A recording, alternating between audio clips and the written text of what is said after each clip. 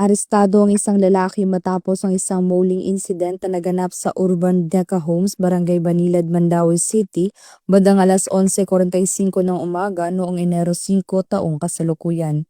Ayon sa ulat ng pulisya, isang concerned citizen ang tumawag sa himpilan kaugnay sa umano'y pananakit. Agad namang rumesponde ang Duty Women and Children Protection Desk kasama ang mga arresting officers sa lugar. Sa paunang investigasyon, lumalabas na nagkaroon ng mainitang pagtatalo ang biktima at ang sospek na nauwi sa pisikal na pananakit.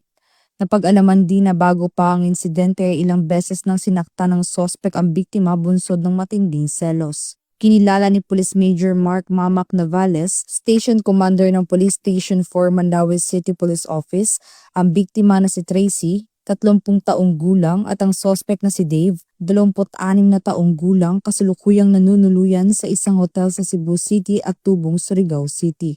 Ayon sa pulisya, tumanggi umanong sumama ang biktima sa sospek patungo sa hotel nito, dahilan upang magalit ang sospek at pisikal na saktan ang biktima. Sa isinagawang operasyon, nasamsam sa kanyang pag-iingat ang isang caliber 22 na baril na may 3 bala, isang itim na pouch at 14 na heat-sealed transparent plastic sachet na naglalaman ng hinihinalang shabu na may tinatayang bigat na 70 grams at halagang 476,000 pesos. Naharap ang suspect sa mga kasong paglabag sa Republic Act 9262 o Anti-Violence Against Women and Their Children Act, Republic Act 9165 o Comprehensive Dangerous Drugs Act of 2002, at Republic Act 10591 o Comprehensive Firearms and Ammunition Regulation Act. Kasalukuyang nasa kustodiya ng pulisya ang sospek para sa karagdagang investigasyon at wastong disposisyon ng mga kasong isasampa laban sa kanya. Patuloy na hinihikayat ng kapulisan ng publiko na makipagtulungan at agad mag-ulat ng anumang insidente ng karahasan at iligal na gawain upang mapanatili ang kapayapaan at kaligtasan ng komunidad.